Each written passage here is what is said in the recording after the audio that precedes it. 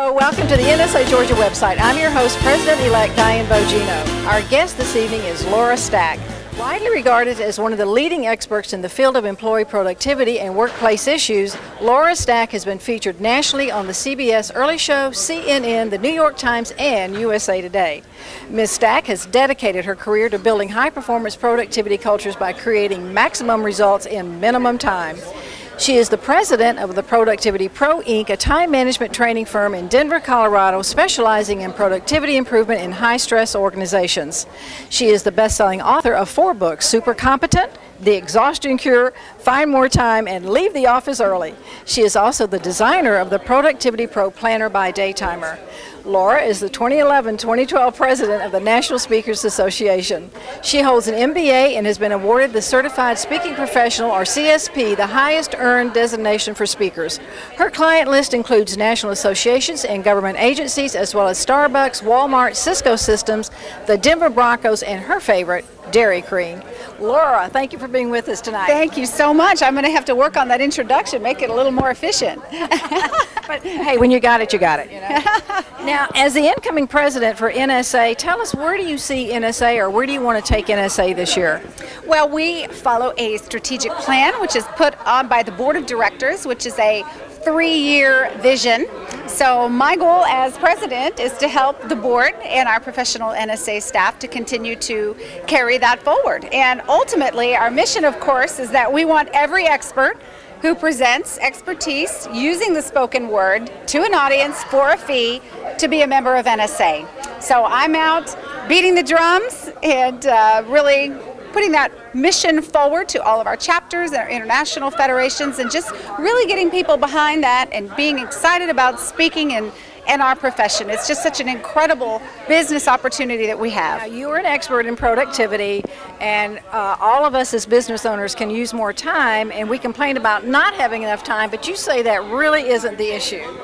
Well, a lot of people say I just don't have enough time, and of course you do have enough time. It's just that most people don't make the time to do the things that are really important. And I believe people know how to work hard and how to make lists and how to check things off, but really having the self-discipline and the focus and the ability to sit down and not get sucked up in the email and the social media and the phone calls and the internet, you know, that's another completely different thing. So you have to really understand each day what you have to get accomplished and make the time to do it. And so a lot of the time it's just about better choices. Yes. Now tell us about the myth about multitasking. Well, a lot of people think multitasking means that you're getting more than one thing done at a time. I think it's kind of code for never getting any one thing done. So multitasking typically means that you're running all over, doing all sorts of little things perhaps that you think about doing, and don't forget this and don't forget this, but you're taking your focus off of the things that are your primary objectives. So typically our brains are a big culprit, reminding us with things that we need to do. And so I like to keep a little running list as I'm trying to focus on something. So when I think of something, I just write it down rather than going off and doing it. So sometimes you just have to keep your concentration intact. Great idea. And what is seagull management? Seagull management is an expression my dad used to have in the military. It was a term when someone would kind of fly in, drop a load, fly off, you know, and so he used to liken that to a lot of the management, the leadership in the military.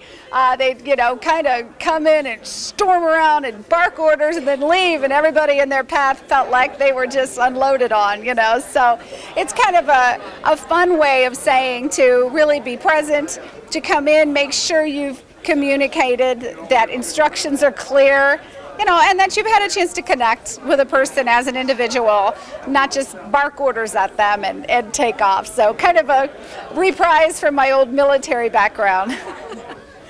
Now, oh, well, I can't believe this one, but you say that even as a child, you liked cleaning your room, but now you say a little dirt never hurt anybody. Tell us about that. I was the strange child who always wanted to have a clean room, and I had a list, and, you know, in kindergarten I was the one going, we've got 15 minutes, let's play. I mean, I I'm just wired this way. But, you know, now as a mother, my children are 10 and 11, my boys, and my daughter is 16. And I've really realized that, you know, if you insist on having everything done your way, that other people are happy to let you do things your way. And so I've learned the hard way, because of so much on my own plate, to kind of relax my standards a little bit. And a little dust never hurt anybody. I mean, if you want to come into my house and clean, come on in, you know. So I've really had more flexibility, I think, over the years, in terms of not being so rigid and just having picky standards about the way everything is. And I think it's helped my stress level and definitely saved some time.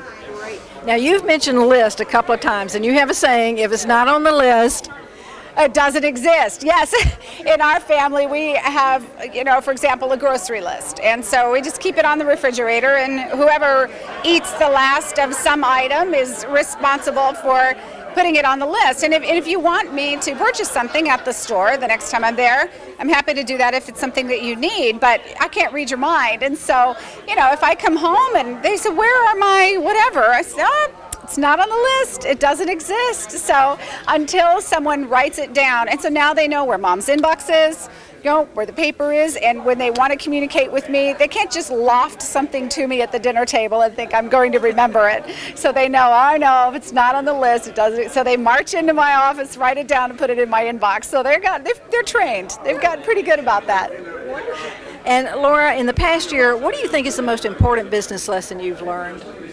Important business lesson. Wow. I would say, you know, in 20 years now in business next year, and having been with NSA almost all of that time, I really think that it's the connections that I've made, the community, the ability just to call someone and get a question answered. You know, that I'm really discovering the real value in NSA. Yes, it's important to have the education, to have all the entrepreneurial business knowledge, but I just really feel so much love for NSA and the people that I've met, and the ability to have true friendships, and just the social aspects, I think, of NSA are an incredible benefit and a real value that I've really appreciated just this past year. Thank you so much, and thank you for taking time out of your busy schedule to be with us. My pleasure. Thank you for asking. And we've been talking with Laura Stack. Thank you for visiting the NSA Georgia website. Stay tuned, because we'll be bringing you more great speakers like Laura Stack.